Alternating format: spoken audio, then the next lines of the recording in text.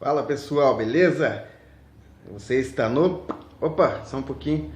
Primeiro eu quero agradecer aí o Lucas que tem acompanhado o canal aí. Ô Lucas, obrigado aí, tamo junto aí na história de Sorocaba.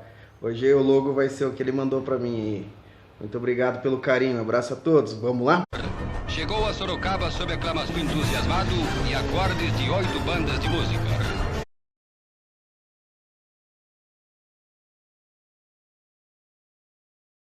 Fala pessoal, beleza? Meu nome é Danilo, você tá aqui no canal Sorocaba História.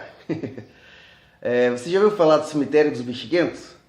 O cemitério dos Bexiguentos era um cemitério que ficava no centro da cidade. Ele ficava precisamente onde hoje é a Praça Carlos de Campos. Você sabe onde é a praça, né? Fica do lado... Quer dizer, tem um monte de praça que nem eu imagino o que seja, mas é melhor falar a localização, né? Do lado do Mosteiro de São Bento tem uma praça, ali é a Praça Carlos de Campos. Você desceu a Moreira César, se você virar à esquerda ali vai ter a Miranda de Azevedo, se for reto você vai ter a São Bento. A Praça Carlos de Campos é aquela pracinha que tem naquela lateral. Ali já foi o cemitério. No ano de 1819 era vigário colado de Sorocaba o senhor Antônio Ferreira Prestes. Quando ele morreu em 1823 assumiu o José Francisco de Mendonça, que depois se tornou um dos primeiros sacerdotes a exercer o cargo de vereador, que até então era proibido aqui em Sorocaba, no Brasil como um todo, né? O caso é que, em 1819, o Mosteiro de São Bento fez a doação para a Câmara Municipal, sob condição de uso, a doação daquele terreno, e ali foi construído um cemitério. Em 1824 ele foi benzido, né? A Igreja Católica, os cemitérios eles eram benzidos, e só poderiam ser enterrados pessoas que fossem devotos, né, que fossem de fato membros da Igreja Católica, que não tivesse cometido suicídio, que não fosse criminoso, só poderia ser enterrado nessas circunstâncias. E todo ano era benzido o cemitério. Até então, não era costume ser enterrado em cemitério as pessoas, né? Era costume ser enterrado dentro da igreja ou na sua lateral, de fora, né, margeando a parede. Isso aí vai depender das condições sociais de cada pessoa, mas era só na igreja, não era costume ser enterrado. Todas as nações católicas tinham esse costume. Em 1820, nessa época aí, Dom Pedro I já estava mudando esses paradigmas. Por ideias sanitaristas, ele estava tentando estabelecer que se fossem construídos cemitérios. Não foi bem aceito, né? Em 1828, por exemplo, teve um movimento chamado Cemiteirada lá na Bahia, onde as pessoas falavam, não está certo, tem que ser enterrado na igreja. É palatável a ideia de ser enterrado dentro de uma igreja, visto que é o derradeiro descanso da pessoa num lugar sagrado. Só que a ideia não era tão atraente no sentido de enfermidades, não é? Porque muitas pessoas andavam descalças e passando por cima de onde seriam os túmulos das pessoas, né? Em 1855, como teve a cólera morbus, uma epidemia que matou muita gente aqui no Brasil, principalmente na capital, lá no Rio de Janeiro, aí eles viram, puxa, a gente devia ter aceitado a ideia de Dom Pedro I, né? Aqui em Sorocaba não teve nenhum caso, né, de cólera nessa época, mas foi feito o orçamento de um cemitério no Campo dos Piques, ali o Cemitério da Saudade. E em 1863 ele foi construído. O cemitério ficava da Capelinha do Centro, né, até a Princesa Isabel. Depois ele foi estendido em 1942 na proporção atual.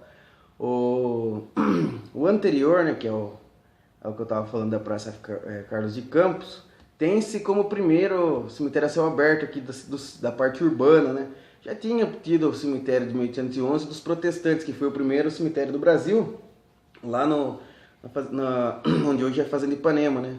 Que vieram vários protestantes aqui para o Brasil trabalhar na fábrica de ferro, né, em 1810, junto com o Carlos Gustavo Redberg, que ele era o diretor da fábrica, né? E como faleceram pessoas lá na época da fábrica, não poderiam ser enterrados dentro da igreja, porque eram protestantes, eles eram luteranos. Eles teriam que ser enterrados em outro lugar. E foi permitido aí por carta régia ser construído um cemitério naquela localidade para abrigar os protestantes. Isso é de 1811. Aqui o do centro, 1819, 1824, né? Segundo Aloysio de Almeida, rapidamente ele foi cheio. foi cheio rapidamente porque era pequena a sua delimitação. E do metade do século XIX até o final, muitos bexiguentos foram enterrados lá. Por isso o nome, né, bexiguentos. Bexiguentos é a doença de varíola, né? Aqui em Sorocaba, de quando em quando, acontecia alguns casos. E essas pessoas eram enterradas ali no cemitério que ficou chamado de Bexiguentos. Como foi construído o Cemitério da Saudade em 1863, o Mosteiro de São Bento pediu de volta para a Câmara Municipal. Tinha como presidente do mosteiro nessa época o Frei Juviano de Santa Delfina Baraúna, né, que é o conhecido Frei Baraúna.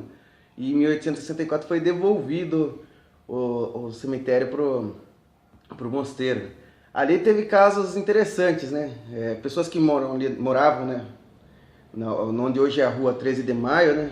Ali já foi chamado atrás de São Bento, já foi chamado de Beco dos Prazeres, Rua Esperança, né, segundo Antônio Francisco Gaspar, vários nomes teve. Ali contam as pessoas que uma mulher de noite, toda vestida de branco, com uma vela na mão, ela adentrava nas casas passando por dentro da porta, né, sem precisar abrir. Um caso de assombração aí. Também tem o caso do João Peão. João Peão foi um valentão que existiu aqui na cidade, né? Ele foi, inclusive, a Luiz de Almeida fala que ele foi contratado pelo Partido Conservador para amedrontar os partidários aí do Partido Liberal. Só vale lembrar uma ressalva aqui, que o Partido Liberal e o Partido Conservador daquela época não tem intimidade, embora exista a plausibilidade de similaridades, aí eles não são mesmo Partido Liberal ou Partido Conservador, os liberais e os conservadores de hoje. Eles são do século XIX, numa época que existia ainda a monarquia, que existia a escravidão. E vale lembrar também que os partidos foram dissolvidos em 1889. Podem ter entrado no Partido Republicano, mas os ideais não eram mais os mesmos, as causas de pleito não eram idênticas. Os conservadores contrataram o João Peão, né? Aquele valentãozão lá, igual dos filmes do Lee Van Cleef, o Juliano Gemo, né?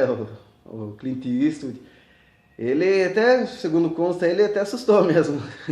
Ele é tido como um grande mau caráter aqui da cidade, foi considerado assassino, ladrão, salteador.